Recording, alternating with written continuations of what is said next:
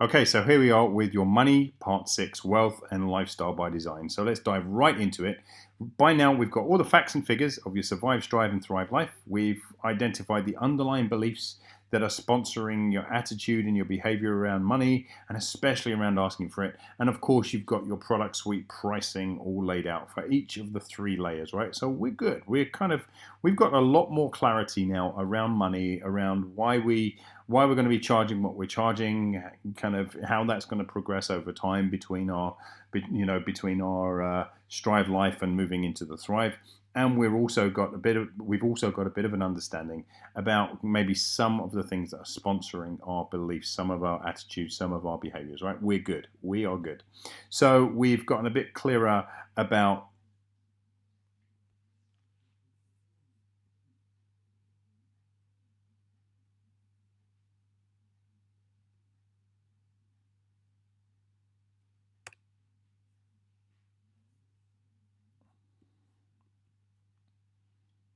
So here we are with your money, part 6, wealth and lifestyle by design. So let's dive straight in. We've got all the facts and figures of your survive, strive, and thrive life, and we got the pricing patterns and everything else put together so that we understand how much your packages all the way through your product suite are going to be, all the way up at the thrive level and ultimately down at the strive level, the kind of where you've decided whether to double, triple, or quadruple your survive life amounts. Okay, so we're good. We've got a lot of really powerful information in place already.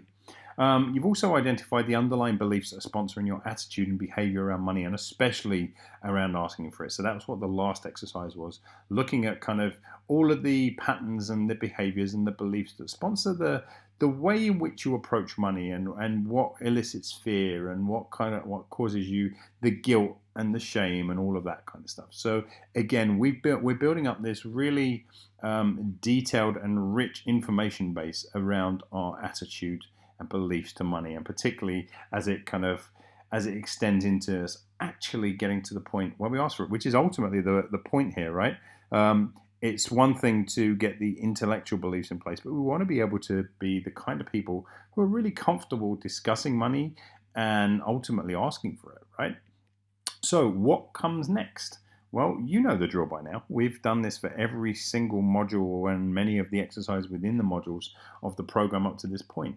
And it's bringing the dark, breaking the money model, and creating the immediate action drills, right? That's what we're about to do. So how do we bring the dark and break the money model? Really, really simple. We're going to bring the doubt, we're going to bring the fear, we're going to bring the worry, we're going to bring the concern.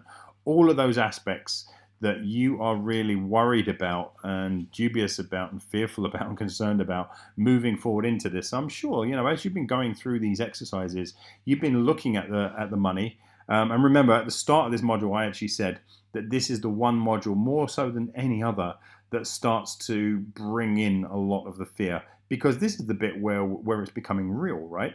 We did all the theoretical and the intellectual stuff and building out all of the bits and pieces of the programs, and all that was a lot of work, but it's exciting. But now when we start to work out the money, we start to say to ourselves, well, people aren't going to pay us that, and like there's no way that I could ask that of a person, and all the rest. So this is the first of the real fear evoking module. So that we want to do that. Like, we don't want to kind of walk out of this module with a theoretical model about money. We want to walk out of this module saying, look, I know where the fear is going to come from. I know what's going to be said by other people that's going to trigger me. I know what's going to be said by myself and to myself that's going to trigger me. And we've got all of that stuff in place. And remember the analogy I always use, right? Kind of from the military, we're not looking to kind of plan our missions and then go out believing that the enemy aren't going to be there waiting in ambush for us. In fact, we're going to plan them knowing, really believing in our heart of hearts that yes, they're going to be waiting for us, and as soon as we step around that corner, we're going to come under fire. And it's no different here. We want that understanding that we are absolutely definitely going to be challenged, that we are absolutely definitely going to be asked to justify or rationalize or explain our pricing, that we are absolutely definitely going to feel fear when it comes to asking or inviting a person to step up into our Rolls-Royce product and then having to actually explain what the price of that product is. It's not a case of maybe you will feel this, it's a case of you absolutely definitely will at some point.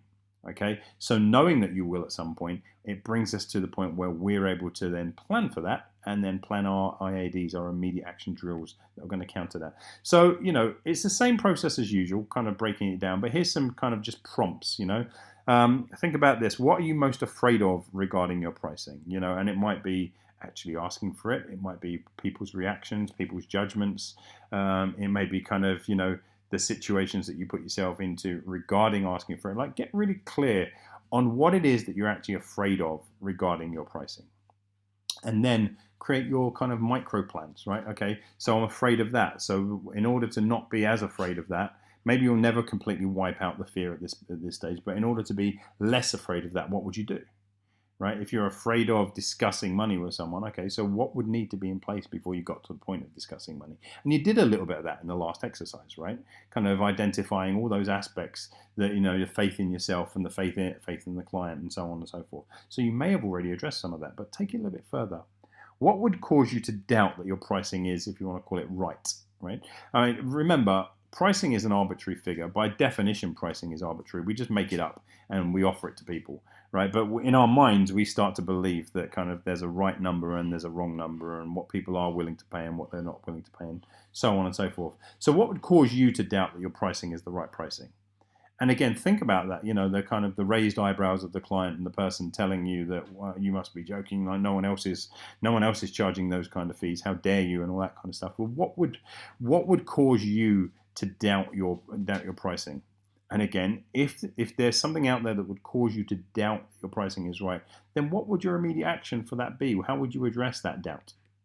What might someone say to you to cause you to feel defensive about your pricing?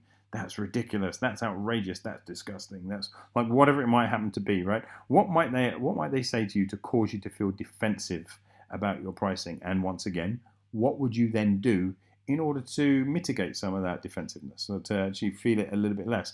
Again, even if you say, you know what, I feel that if I got challenged around pricing, I would always be a bit defensive, but I could feel a bit less defensive if I had this in place or if I had this response already thought through. And that's really what this is about, remember, kind of understanding that you are going to be challenged and that some people are going to feel, particularly when it comes to your top products and pricing, some people are going to use at various points the phraseology that your pricing is disgusting and it's outrageous and how dare you, and kind of do you really want to help people, or is this just about making all of this kind of stuff is going to come into play? So I want you to understand that this is about you having your answers in place already. It's not about countering objections, right? It's not a sales technique of counter the objection. They have their objection. We're not trying to counter it. What I'm more interested in is you having the explanation in place for yourself, having the immediate action drill in place for yourself. And not about trying to persuade another person that, please believe in me, the price is fair and this is why I've said it. That it's got nothing to do with that. It's about you being able to look yourself in the eye in the mirror and actually have an understanding about why you're doing the things you're doing, why you're charging what you're charging.